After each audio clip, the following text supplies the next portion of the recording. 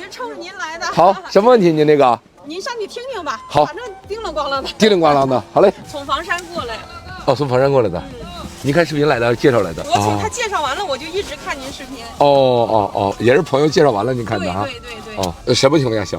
就是往后倒车时候嘎噔一下子，然后呢，有的时候就是你往这边打方向的时候，它就连续的响。哎，来了一下。就是出这一下的时候，就脚下边都有感觉，蹬一下，是这个吗？是。你看，就来了一下。你看，您这岂止是一下啊？这个。这就一下呀。就一下，这是。对啊。对，是有的。你看，就这个吧。对，像这种情况是什么的问题呢？有个胶墩，发动机的接软垫。就是左边那个脱开了，就是它拉不住了。加油正常它应该有个缓冲。现在干啥？它不缓冲了，就当一下。一旦出现这个现象的时候啊，你还会有一个现象，就是早上凉车刚打着的时候，这车里边的噪音特别大，共振，方向盘都是震的，特别只要一挂上档，这车整个共振的厉害。你看现在其实都有，您摸着这个方向盘哈，你现在摸着，对，马手，哎，对，是有这种是有的。接软垫换完了之后，它就不震了。对，换完了之后，它就应该没感觉。好，就是这个。这个东西。对，一会儿举起来给你看，你那个是哪换了？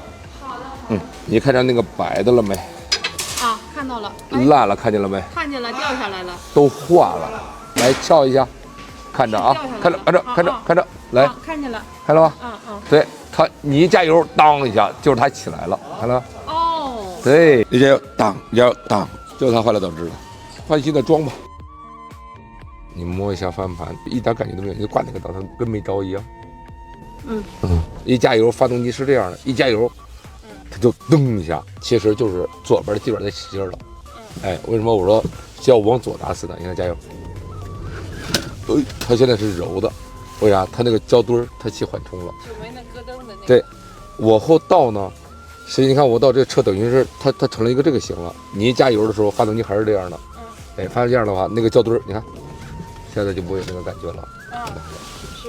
好，没事，您客气。哎，慢点啊。